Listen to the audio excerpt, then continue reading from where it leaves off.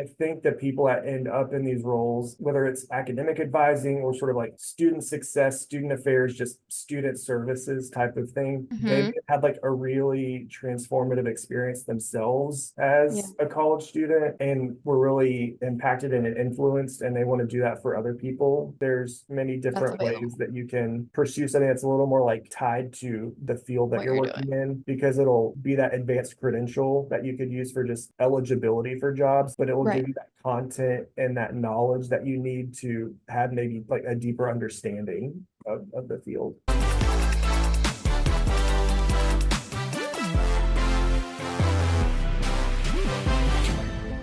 Today, I will be interviewing Jeff Glenn to learn about what it is like to work in student advising. He is currently the Associate Director for Student Success at Mace Business School within Texas A&M.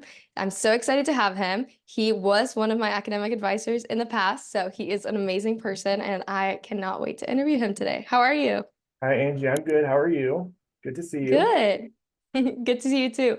Okay, so every single one of those episodes starts with three questions that we ask our guests. So, super quickly, in your own words, Jeff, what do you do? Where do you live? And what did you want to do when you grew up? Okay. Hmm. So, yeah, like you said, I'm the Associate Director for Student Success at Mays Business School at Texas A&M, and I'm part of our unit called the Student Experience Office, which is really our undergraduate programs office. But if you picture the total college experience of where am I going to go to college to like walking across the stage and starting that dream first job, we support everything in between. So what I'm responsible for and my role is for Mays Business School is the recruiting aspect of it. So helping students feel like this is the best place for them and getting top talent to Mays Business School to add to our learning community.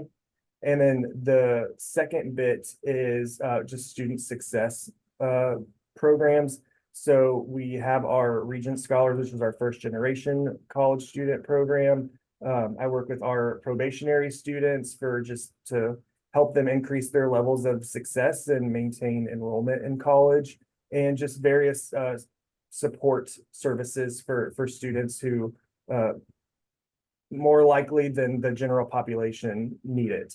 So I kind of boil it down to I say my job is to get them here and keep them here. So that's kind of the where I'm at now. I have experience in advising and more traditional academic advising in previous roles that I kind of still access very frequently. So that's on the table today too.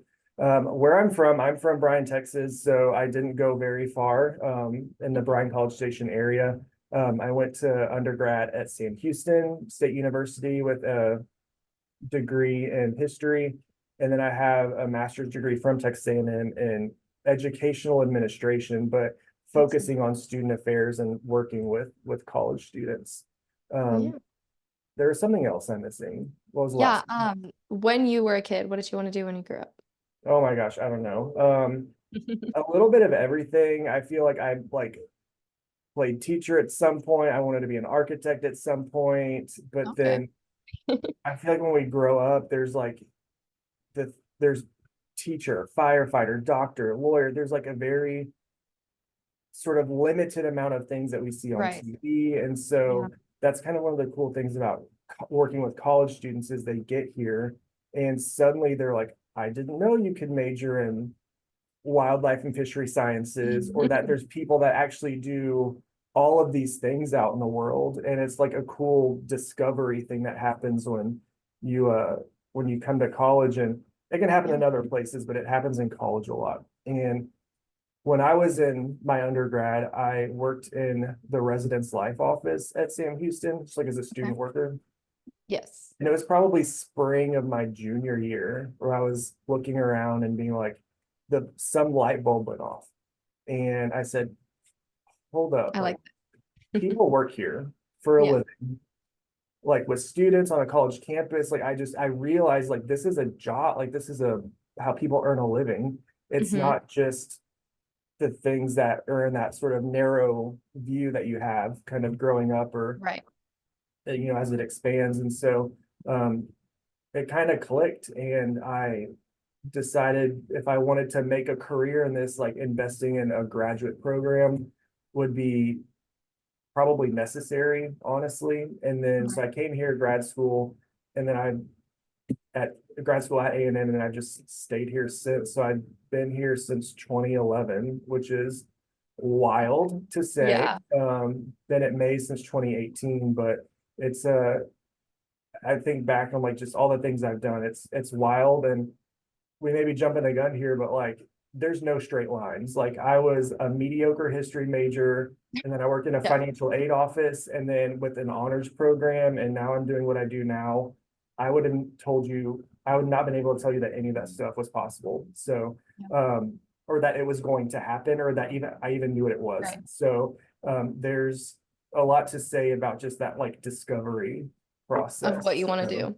yes. So Yeah. if anybody has any questions, please let me know. No, yeah. And like literally you're touching right on like that's what job dictionary is for. It's like, hey, you know of these like, basic job titles. Let's talk about everything else that's out there. So I love that you're sharing that. And okay, Jeff, so how long have you been working in the field? I know you mentioned at A&M you've been for 11 years. Did you start before that or? So, my total experience, well, I've been at A&M since 2011. At that point, I started as a graduate assistant.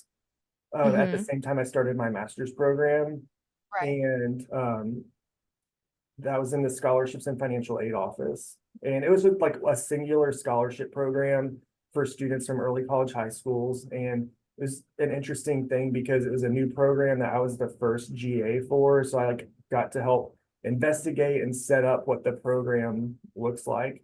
That's awesome. And as I was getting done with my master's degree, I thought, well, I've got to start my career somewhere. I already know a lot of the people in this office. Like it's Yeah. here in my hometown. And in some ways probably felt comfortable at the time. Hmm. It was like not scary because I already knew the environment I was working in. Right. So I started my career there and as a full-time employee in January of 2013. Okay. And I left that office in February of 2018. So I was there for about 5 years as a full-time employee. In Yeah. that time, I worked on the scholarship side of scholarships and financial aid, which was Hmm. fun. I say like I got to give money away. It was like more the fun You side got of to the be the fun financial person. aid office. Exactly. Um, but I also it was a roller coaster like any workplace is. There's good days, bad days. Some days you Mhm. felt the connection and some days you didn't. But um, I always kind of went back to this like I felt this I don't know what to call it, like a philosophy about like what I'm doing there.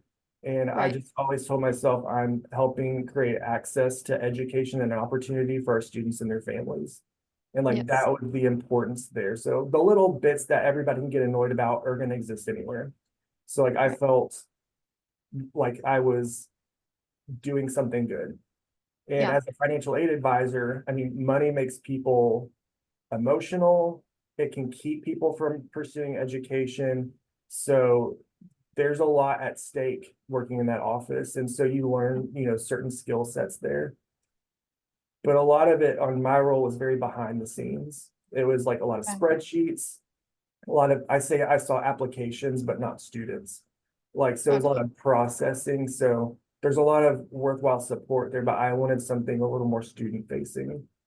Yeah. So I moved over to Mays Business School with our business honors program and got that student facing exactly BH for life. And I got that student facing bit in like so many more ways than I like even knew I needed. Yeah. The connection with students, like supporting them, celebrating with them. I had a really unique role that it was part sort of traditional academic advising, so like classes and schedules and degree plans. Mhm. But in this role, there's also a capstone project, and we spend a lot of time together. So getting to know I don't know, roughly 200 students that were in my sort of alphabet breakdown, but with the total of 400 students in the program, I'm like, how does somebody know 400 students? And it's like, it's Yeah. wild because it happens, Yeah. but it's cool because like I said, you get to be a part of their life in some way, and they're a part of yours too. Yeah. And so that's where I really developed the whole advising strategies and my style, honestly, and we can dig into that if you want to know more, but um there's a lot of good happened to me personally there Mhm. that I felt found a lot of fulfillment and just like professional and personal development, Right. honestly. Um, and it doesn't hurt that I had two amazing coworkers, so that I learned a lot from. So tip number one, surround yourself with good people that you like. Yes. And then I was also there for about 5 years, and kind of got to a point of like, this is great. Is this where I want to continue to be for a while, or is Mhm. like, am I ready for the next thing? Right. And so I felt ready for the next thing. And so being in my position now, I feel like I use the uh, uh, many of the things I've learned over that past, 10 years or whatever, of Yeah. knowing about financial aid and how to talk to people through difficult things, how to help students maximize their opportunity and like have somebody cheer them on, how to tell the story about what happens at Mays Business School, Yeah. from that like recruiting side. So I feel like I'm in the right place for myself right Yeah. now to my knowledge base, my skill sets, the things I'm interested in, where I feel like I can grow. I feel like that's going to happen where I'm at now. So it's been a journey, and it's wild that it's been what is this, like 13 years or something, but Yeah. kind of wild. So Yeah. No, that's amazing, Jeff. Everywhere you've been, literally. I feel like you ask any question and you just know the answer to. You've definitely gotten an understanding of a lot of different areas of Texas A&M, Mace Business School. So that's really awesome. Could you tell me, so specifically for like higher education, so like working at a university, if you want to work in like student success, student advising, I know you worked or started as a graduate student and like a graduate worker. Is that a requirement? Do you have to have a master's degree or like, PhD, like to be able to work in higher education and advising and all that, or no? yeah, great question. So no, yes and Okay. no, kind of in the middle, none of the above, all of the above. That, it depends, right? So Depends. from like a traditional academic advisor standpoint, so think about scheduling and picking classes and helping people choose majors and things like that, you will need a bachelor's degree, at the very least. Right. And it can also be used as like a sort of an entry level type of job. If you want to start Okay. as like a new, like sort of on the first rung of the career ladder, like an academic advisor one type of thing. Okay. And so at least a bachelor's degree, some sort of, I mean, we've hired some people here at Mays that they sort of graduated the May before, and they start that Okay. August. So it's not necessary if if they have a lot of good experience otherwise Yeah. and good communication and skill sets and things like that. But it's advanced degree is not required to work Okay. in the field. Um, I think if you want to make more of a career of it, Hmm. it will get to a point where you do need some sort of advanced degree in Okay. like a master's in educational administration or student affairs or student counseling, that type of stuff will just Okay. provide you a deeper understanding of the field, and also just give you that credential that could open more doors for you More later. doors. Because Yeah. without it, it's going to be like, if you don't have the degree, you need way Right. more More years of experience. experience. So it could like Right. slow your career trajectory Yeah. down a little bit. So I would say I did It my depends. degree right after undergrad, Okay. which was fine. But there's some people that start work for a couple of years, and there's a benefit or like a good thing of using the experiences that you've had in the workplace to like Mhm. help you understand and uh, Transfer just skills. perform better Right. in graduate school, but then you can take what you're learning in graduate school and immediately put it into your job. So it's like a cool Yes. like mutual exchange thing. Okay. But that can also be stressful for people trying to work full time and do it. So And study. if number one, like nobody grows up. No, like we talked about, like, what did you want to be growing up? Nobody's 5 years old going like, I want to be a college advisor, right? Like And then nobody plans. I mean, maybe there's like somebody out there, but nobody plans to do that.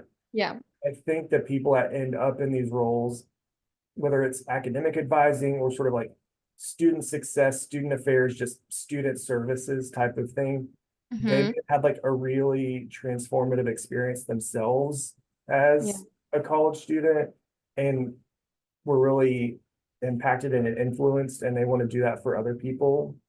Or maybe they had a really terrible experience and they're like, you know what, Makes I wanted better, yeah. and I want to do that for people. So, Right. and then for some people it's just a job, and that's true just in any industry. Yeah. But I think if anybody's interested in this realm, um, Right. they have to want to help people. Hmm. They have Definitely. to believe in people. Hmm. Um, yes, you'll help them choose classes and stuff, but you're also, It's further than that. Right. yeah, working with them at like literally one of the most like transformative times of their life. Years. Yeah. And so you have to kind of be there for them. Um, so I may be getting ahead Definitely. of myself here, but like, so in terms of education and whatnot, no master's degree not required, but yes, if you want to continue on into a career, Right. Like create a full, go yeah. up the ladder with it. But there Makes are sense. ways to find positions with just a bachelor's degree. If Hmm. you're unsure or you want to try the career on a little bit before you make that investment into further education. So Hmm. um, I don't think there's much, at least for those like more entry level type of roles. Right. There's not many barriers there. So Okay. if you care about people, you want to care about students, you This can might be the place probably for you. find something for you. Yeah. Yeah. And you're kind of starting to touch on this a little bit, but what does like that promotion ladder look like in, student advising? Like, where do you start? Where do you end? How long does it take to go from entry level to go upwards? Yeah. Um, I mean, it all just depends on the person, right? And so usually I'll just say using Maze as an example. Right. Or even I may even talk about like financial aid. So at A&M, there's an advisor one, an advisor two, advisor three. A lot of Okay. that has to do with like your kind of sort of years of experience. Maybe you do get that advanced degree that can kind of help elevate you to the Advance. next step up. Right. And then maybe you take on different roles in your office. Like maybe you are responsible for this specific project. Like there's somebody here at Mays who's responsible for new student conferences. So like our Okay. orientation program for Yes. new students in the summer. So like that's additional stuff that she's taken on, more responsibility. So like that sort of justified a promotion for her at some point. Gotcha. Um, and beyond that, then you kind of start adding in those leadership responsibilities of Hmm. supervising maybe a couple of advisors or a team or something like that, or moving up the it's an interesting phenomenon because as you move up this ladder, Hmm. in some ways you can potentially move further away from the students. So if Okay. you're just like, I get so much fulfillment and positivity out of talking with students and um, like helping them and Right. having my calendar booked up with appointments every day, like Yeah. that's golden. As Okay. you move up, you move more into administration, you're managing advisors instead of doing the advising yourself.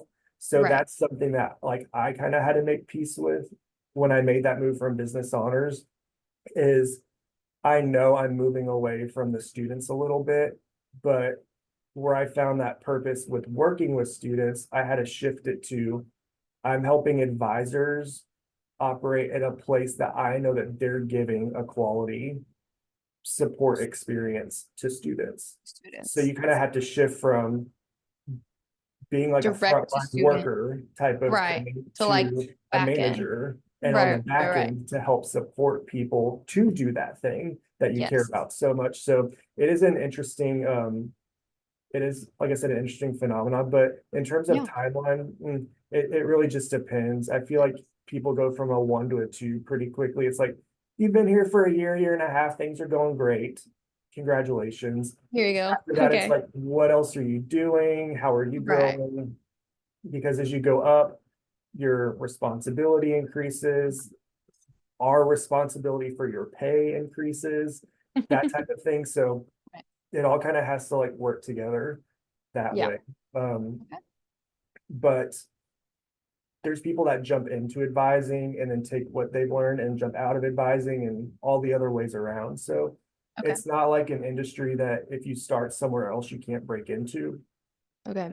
Um, It's very like, yeah, and I mean, I can see it even in your path. Like you know, had your time with financial aid, you had a time where you were directly like interacting with students all the time. Now you're at a totally different spot. So definitely can yeah, see that. it's all about just like Um, finding the purpose in yeah, what you're doing and that like you feel like you're accomplishing what gives you that sense of fulfillment, honestly. right.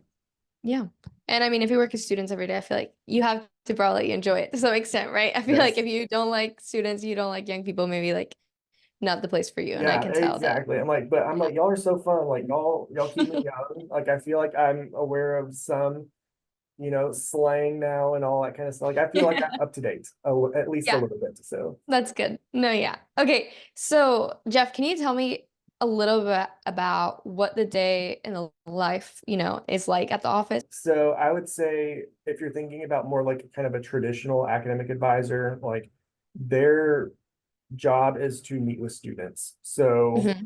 hopefully your schedule's pretty filled every day with, like sort of 30-minute appointments, or Yeah. maybe it's a day where we only have walk-ins. So who knows who's going to show up? Maybe things are slow, maybe they're busy. I don't know. But it's usually filled with working with students. Like that's what the 90% of the job is meeting Right. with and supporting and communicating with students. Yeah. So we have a system set up where students can go in, make an appointment with an advisor. They show up to the office. They, the advisor gets them, they catch up. They got 30 minutes with, it's just the advisor and that student. So Yeah. every advisor has their own style and how they go about things, how they interact with students, all that kind of stuff. So how they use that 30 minutes Up to them. is up to them. And when I Yeah. very first started, I was like, I need to tell them the right classes. And I wanted to like demonstrate my knowledge so that they had some sort of, gave me some sort of credibility and like confidence Right. in me. And like, I know the information. But then as that became more secondhand, I feel like I invested more time in the upfront catching up. Who are you as a person? Right. Tell me about how that Let me went. get to How's know your you. mom? All that kind of stuff. Yeah. And especially working with students across 4 years. When I'm meeting with somebody as a senior who I met with as a freshman, we're like hardly talking about classes. Like we are sitting Yeah. there catching up for 28 minutes. And then I'm like, oh yeah, classes, here. Yeah. That's what we need to do Here's the next. three things. And then, but because we have that relationship and that trust has been established, they go, okay, thanks, and they take the paper and they leave. Yeah. So when people start, they may see more veteran people doing it that way and Hmm. think it's all about just, shooting the breeze and catching up and stuff, but you also have to demonstrate that knowledge and Right. like that the stuff, right? Yeah. And help people believe in you in that way. And so that is in a nutshell, like honestly, what advisors do is like to What be there for advisors do. students and help Yeah. them. Why did you come in today? Like, what are your goals for this meeting? Let's Hmm. then.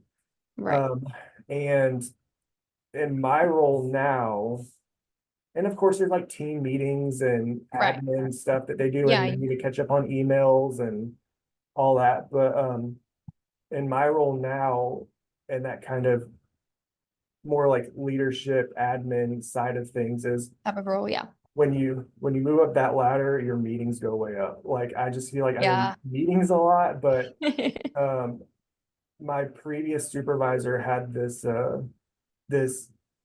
sort of concept that she's like, my goal every day, unless something's on fire, is just to move everything forward an inch. Yeah. Like, like don't leave people's emails unanswered. Yeah. Um, even if you're accomplishing what you think is a small thing, you're like moving everything forward.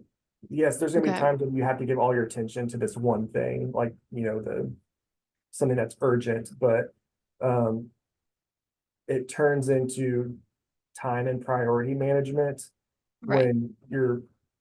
when your calendar is filled up with just meetings that sometimes you want to be in and sometimes you don't, and sometimes they're productive and sometimes they're not, like They're not. just the whole phenomenon with meetings. But um like I said, you kind of move away from the student appointments and into the Meeting help with the other office advisors. function basically, and Okay. helping the service function for Right. students.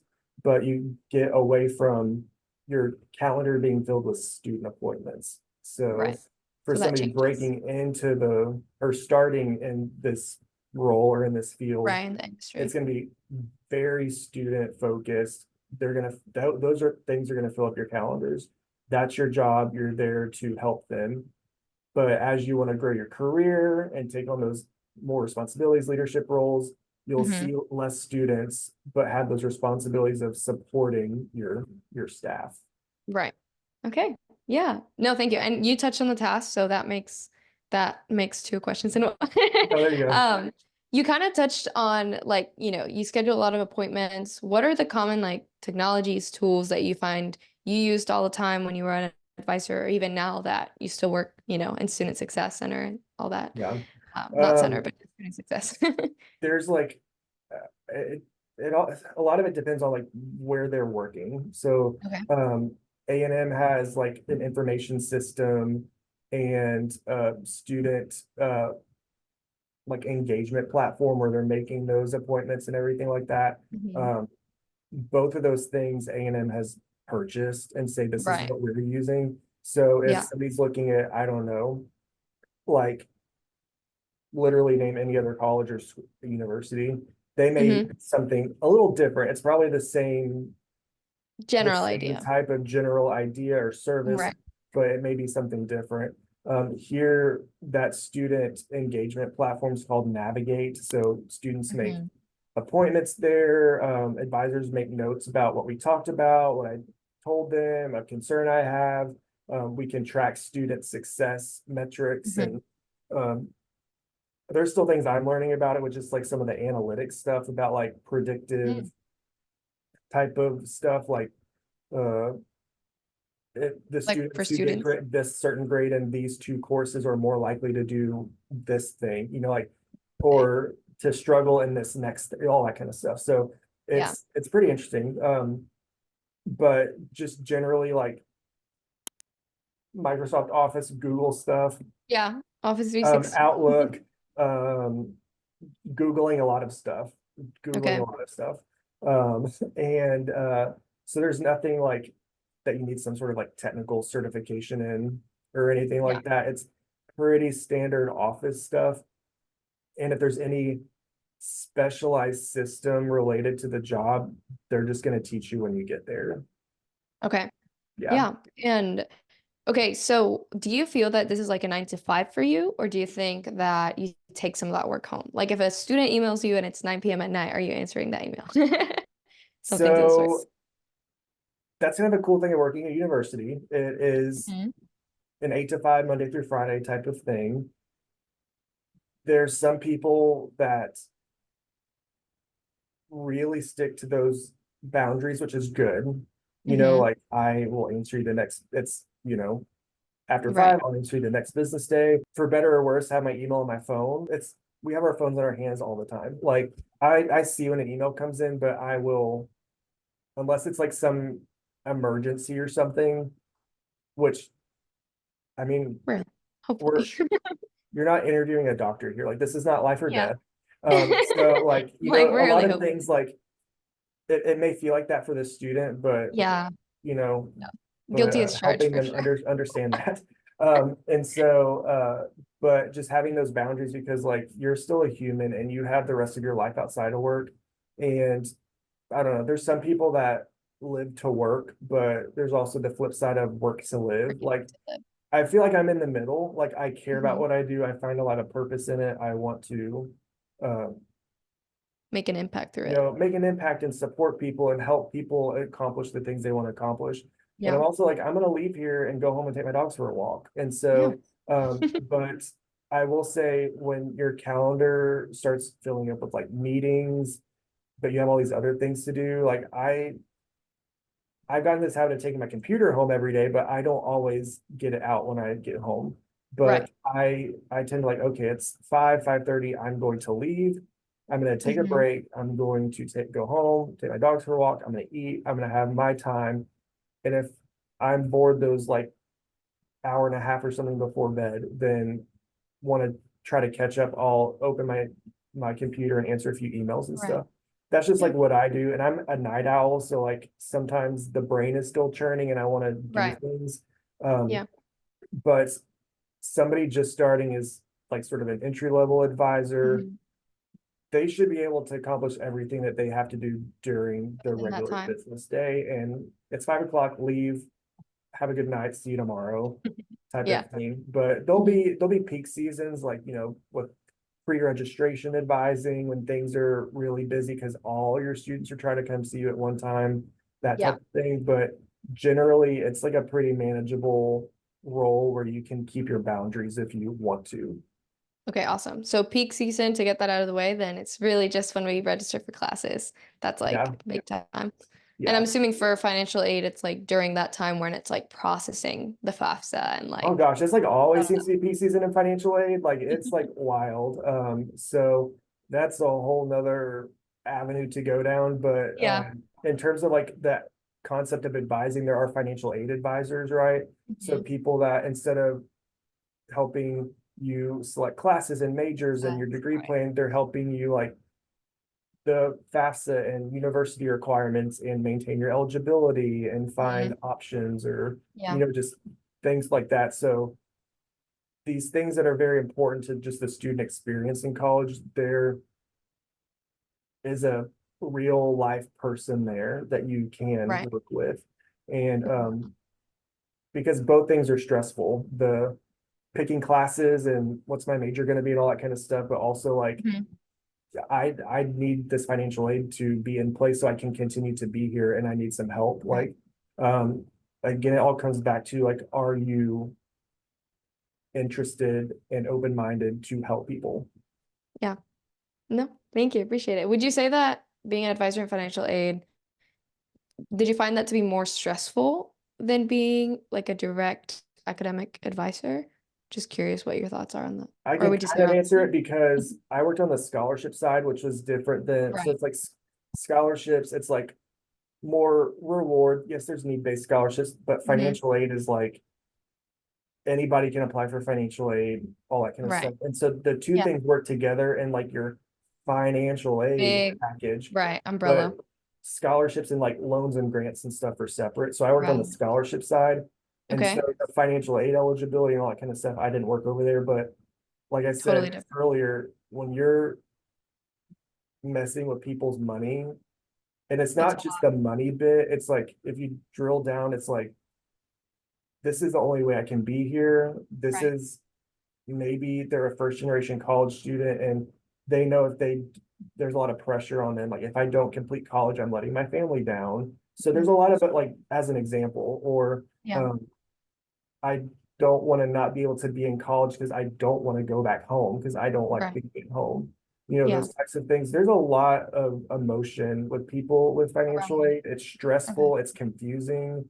Hmm. So helping people navigate that is stressful, but when Right. people do it well, I always hope that like Very people rewarding. left the office understanding what was happening and like just calmer about Yeah.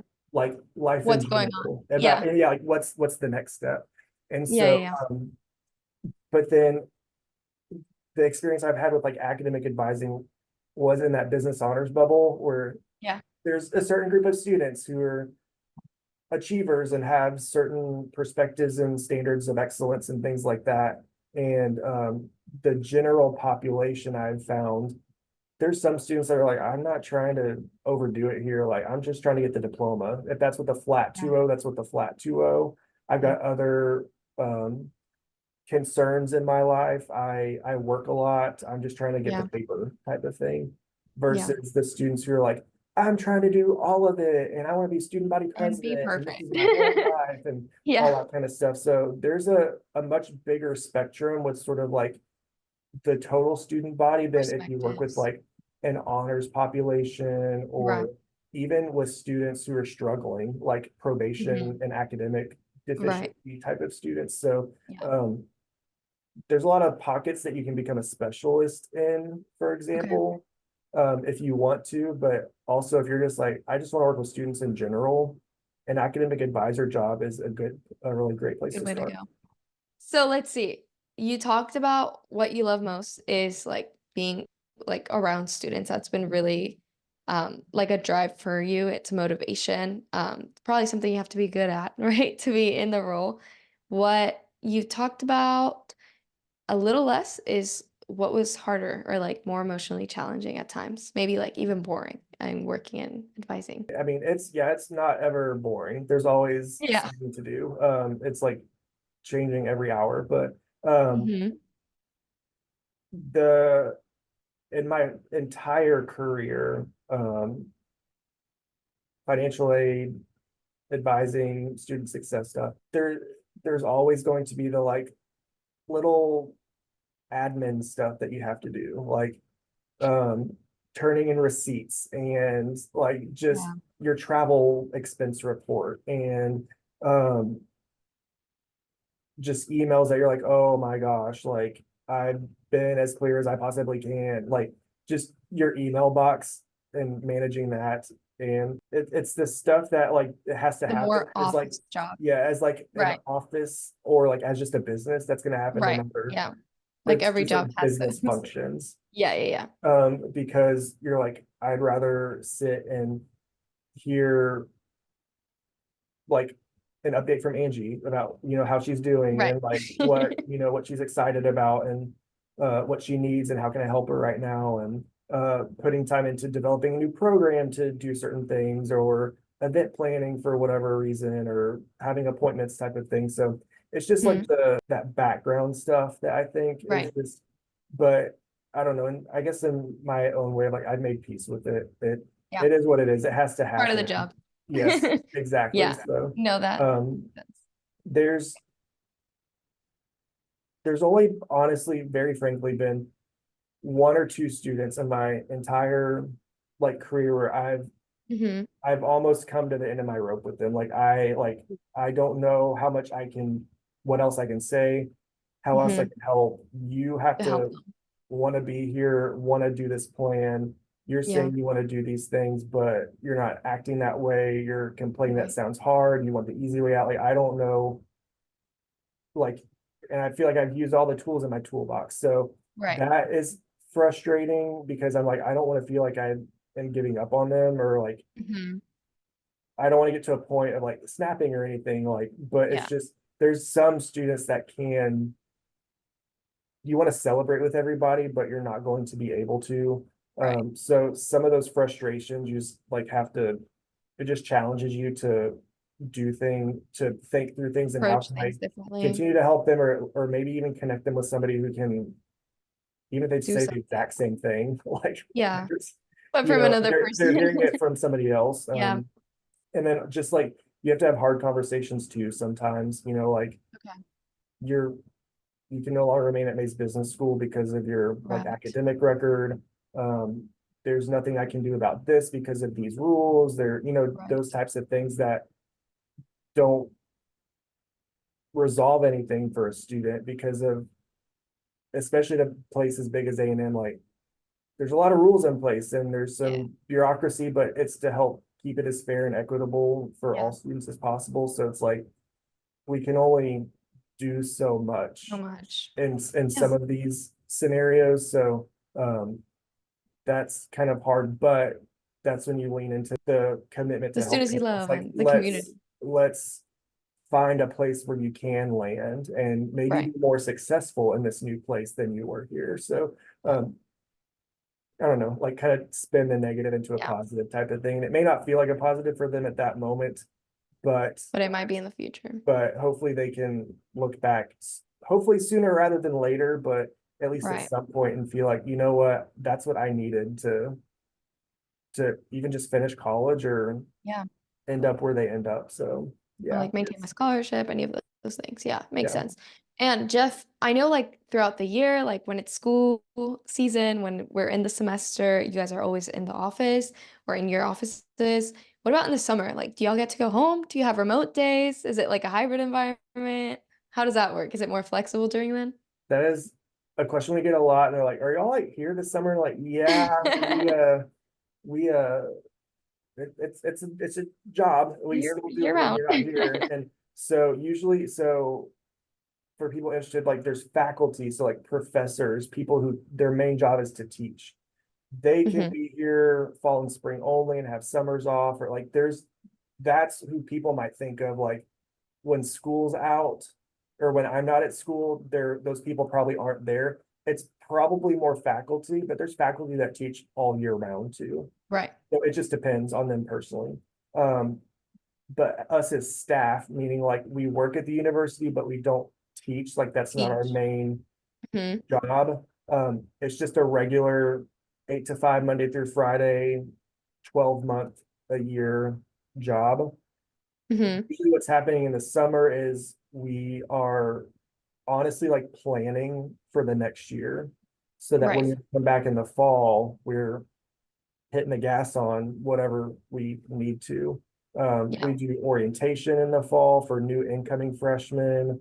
Um, and yes, that's also when a lot of people take vacation because it is a little Yeah. slower, but Right.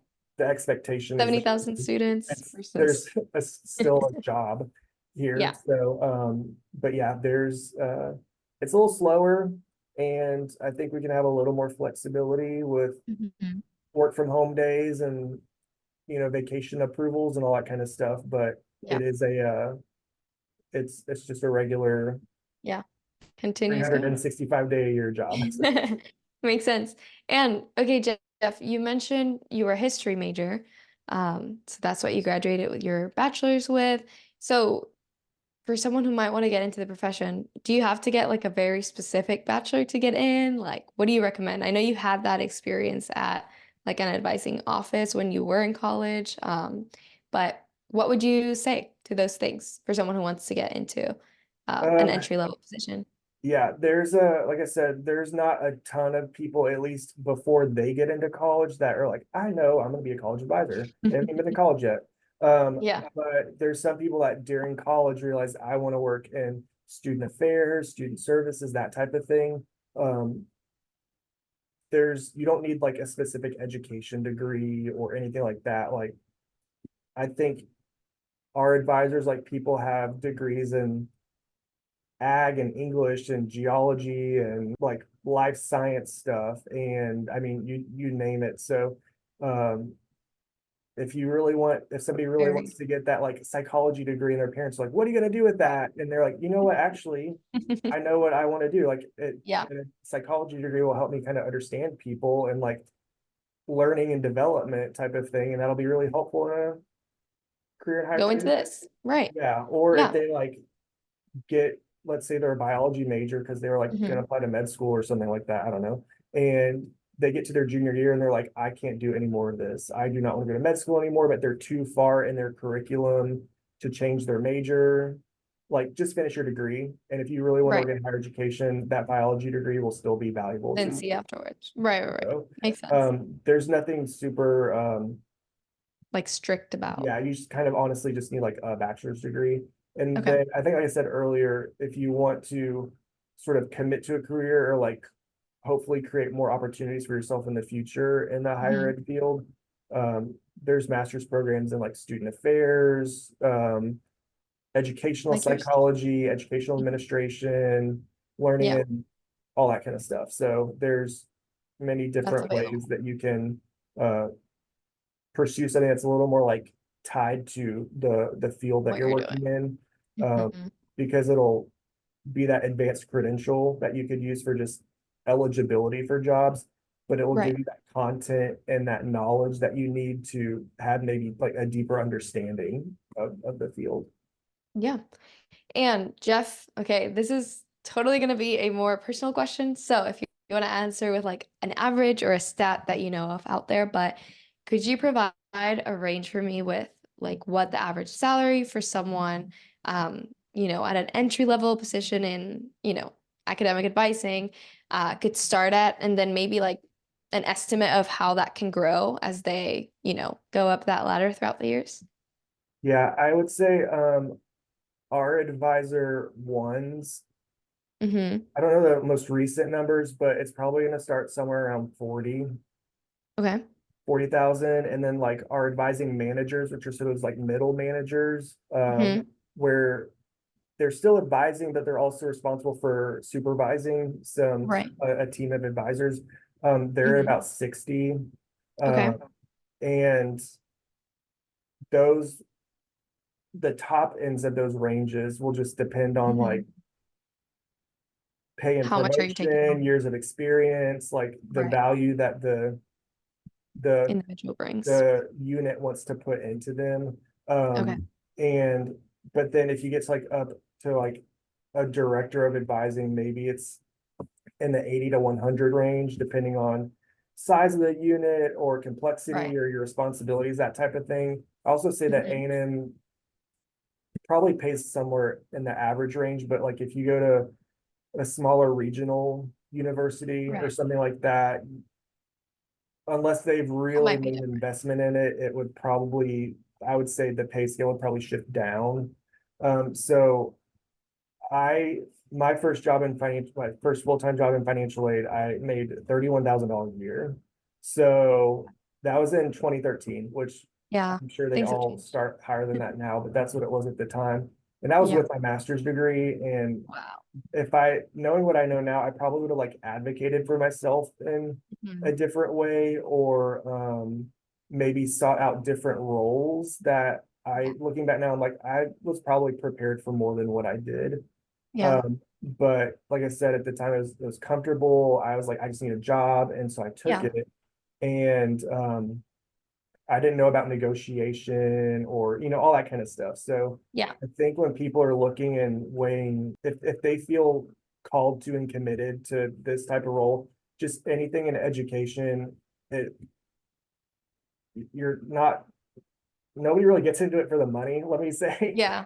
It's about But more it's than there, like, but it's also, especially those like more entry level jobs, like think about what works for you, advocate for yourself. If you feel like you bring something to the table, um, like bring it up and don't be right. afraid to ask Communicate. for more if you feel like the value is more, but also kind of do your research and know what's normal for the field, because Hmm. um, you know, if you think you're gonna start as an entry level advisor making $80,000, like that's just not gonna happen Yeah. anywhere.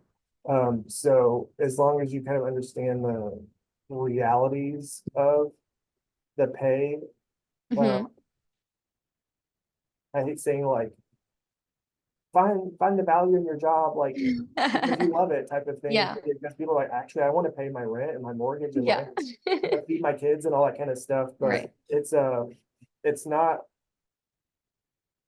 um it's not terrible by any means. But if somebody has like a figure outside of the neighborhood of 40 to $45,000, um, Hmm.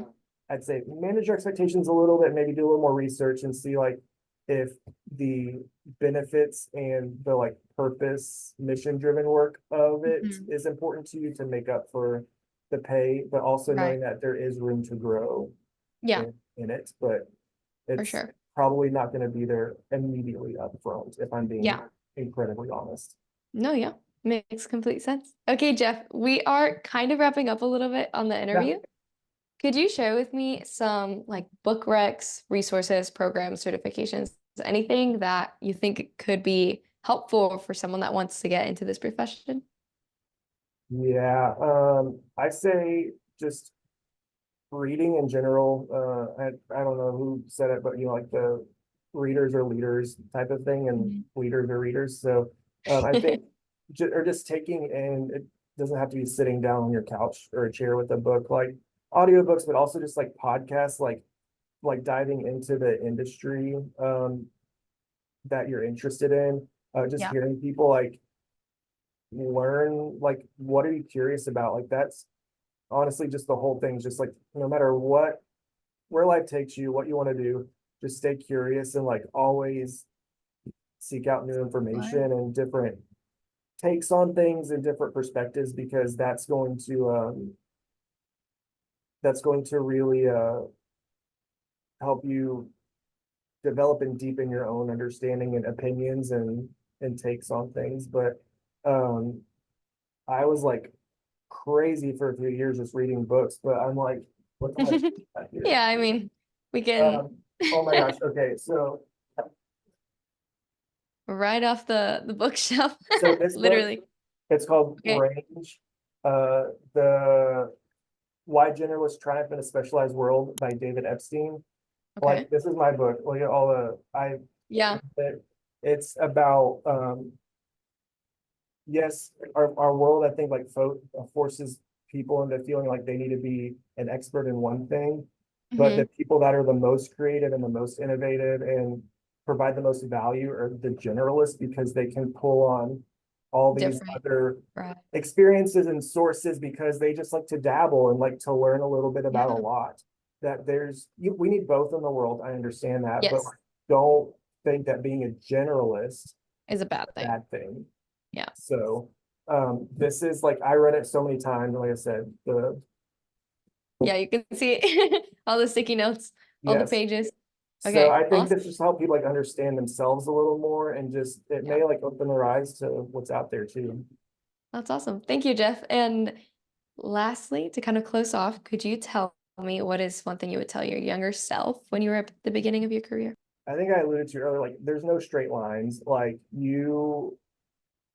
I started scholarships and financial aid, it's a very like hierarchical System. organizational structure. Like there's a Mhm. 1, 2, 3 assistant director, all those types of things. And so starting in my first job with this like ladder in front of me, it sort of shaped Mhm. my perspective. Like how do I get to the next thing?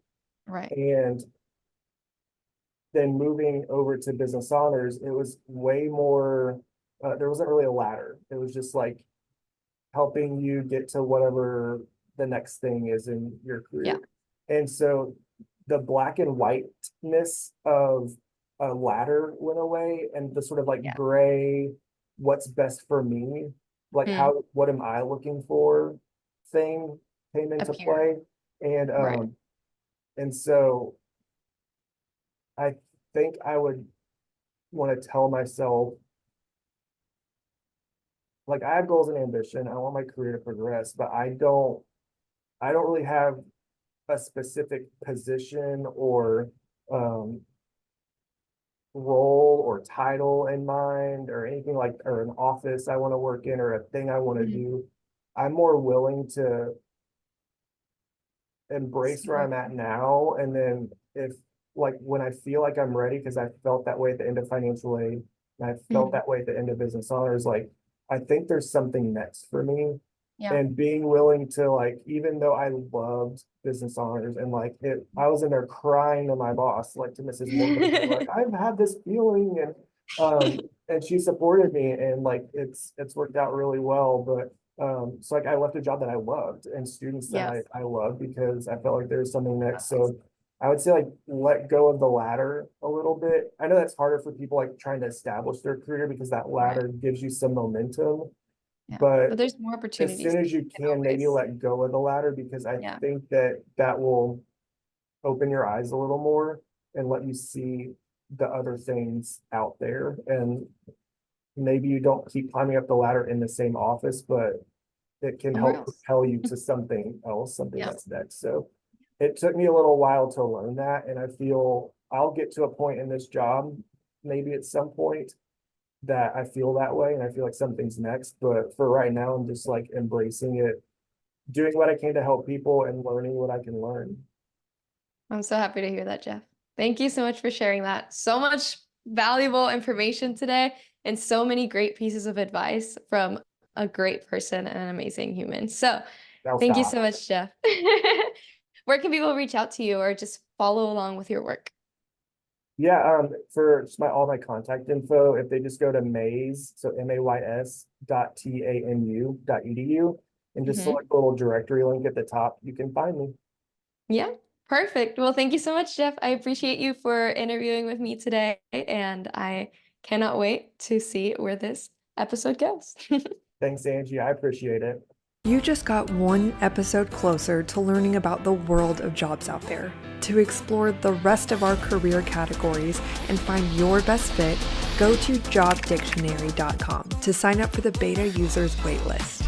Then subscribe here to find the next episodes coming out this week. And as always, drop us a comment, review, or message to let us know how we can better attune our episodes to your specific needs. Follow us on TikTok, Instagram, Facebook, LinkedIn, X, Threads, Pinterest, and wherever else you're on socials to go get our short, snappy preview reels that expose you to new job options every day. Because here at Job Dictionary, we believe your big aha moment can be just one scroll away. Go check it out and get out there. Cheers!